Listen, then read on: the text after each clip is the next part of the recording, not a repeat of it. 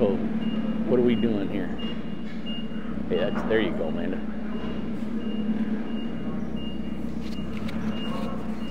So this is the before. Yeah. All right.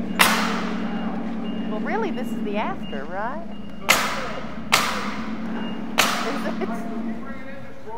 So I want to show that. So we're gonna do the after, then the before. I'm getting ready to walk into a mud puddle. I got you. You got me. Yep. Look at that. 1, 2, 3. And we got the fourth one on the ground. Here we go. We've been taking our time. We've been taking our time putting the trusses up. There's just so much going on at one time. We just can't dedicate a full day of 8 or 10 guys putting all these up. So we're, you know, mix matching, putting a lot of the materials together and reinforcing our trusses and stuff. So anyway, there you go. Wow, look at that. Isn't that neat? Oh yep. My gosh, that's beautiful. So this design, the only way we know that it works is because it's tested out already for the last 3 years on the other part of the building. So, you know, that's what we come up with. We just made a circle, right? Cut it in half. It's 60 foot wide, 30 foot tall, and that's what we made the arch. And then I just did the crisscrossing, which is the bridging, you know, across that. And so when you say we, you mean you. I never say me. I always say. You came up with this design, and it all started kind of go back to your mom's house and you and Bryce and all that stuff. Well, we built the house for my mom because we were kicked out of the warehouse over there because I had to let go of a friend of mine, and he ended up calling he called the state, the EPA, OSHA, yep. The city, the county, he called everybody. We're talking a good friend. For 20 years. Mm-hmm. And I had to let him go because it wasn't doing the job we needed, and he retaliated and called everybody. Well, my mom and I were living in the warehouse at the other building. She's 90, what, she's 96, so she's 93, 92. Yep, and we had to get out of there. They said, you can't live in a warehouse. And you know what the inspector said to me? He goes, man, I'm sorry. He said, you know, I got to do my job. He said, I don't care you're living in here. He said, but now that somebody tooted the horn, we got to get you out there. So you weren't supposed to live in the warehouse. So we had to take down the bunk rooms. That's why we couldn't do the no more workshops. Everybody had to stay in hotels. It was a mess. Anyway, you know what? We survived it. We did. And we built my mom's house out of scrap because we didn't have the money to build her a brand new house at the time. And so we took scrap lumber, and I told my son, I said, let's build like an arched roof, something different, covered wagon. So we did a 10-foot wide house, and I did half circle. And we put these little bitty trusses about together, little 2x4s. And Bryce built it on a table, right? And we built the jig, and we built little stops and all this stuff, bent the wood around and did it. When we put that on her house, him and I, man, both of us, what was it? You're looking at over 400 pounds on there, man. And it didn't even budge. It was so strong. And I said, I love this arch, you know? And it was simple, it was quick. We used scrap lumber for everything. Yes. Little pieces of wood. And then I said, why can't we do this? Wow. And so I needed a building that had a free span inside of 60 feet, you know, right? And at the time we had no money. We had no money to even buy trusses, all right? So I said, let's use the lumber we got laying around. And that was the first 100 feet. And then the second 100 feet, we said, well, we got to match it. And then last year, well, about 6-7 months ago, that's how old these trusses are, and that's why we got to get them off the ground. So we've reinforced them, seen maybe some points of weakness, so we're reinforcing them so we can pick them up. But these trusses are so finicky that there's no strength when they're horizontal on the ground, and even picking them up is just, it's like I call it like a piece of licorice, you know, long licorice, and they want to go like that. But as soon as you get them vertical, then they're good and strong, you know. So it's hairy. That's why I over reinforce everything. I want to make sure it's good. And then we go back and we've fastened these 2x12s to the concrete, and then we build these saddles for these things to fit in over here. And so the truss fits inside these saddles. So we got one side here, one side there. We screw it, we bolt it, and then we go back after this, and then we're going to put lags and angle iron to dog it right down to the concrete on the inside and the outside. I also put a 2x6 along the back, and we screw into the back here. It's all about getting this thing to hold to the ground because it's on top of concrete, you know. And then the other part, of course, is the arch.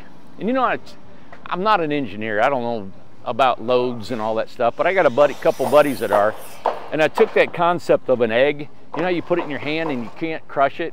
I don't know if that applies to this, but I read in the dome, a dome structure is like the strongest geometric form or whatever. And I thought, man, let's just try it. So I don't have any posts, no trusses, and it's like all one big roof system from the ground all the way up to the other side. Now let me just kind of go in there and show the inside the finish. So it's 99 feet from ground all the way up over the side. So it's 99 feet all the way around, like the circumference of this thing, which would be half a circle. Yep. And so we're 30 feet tall, 60 feet wide, and right now we're 200 foot long, and we're going to add another 100 foot. Wow. So we'll have a 300 by 60 building. So right where Tom's standing, that's the end of it. A little bit past him. Yep. Wow. And we hate doing this because, you know, we need to be building homes. And to take the time to do this, it just slows down some of their homes, but you got to grow.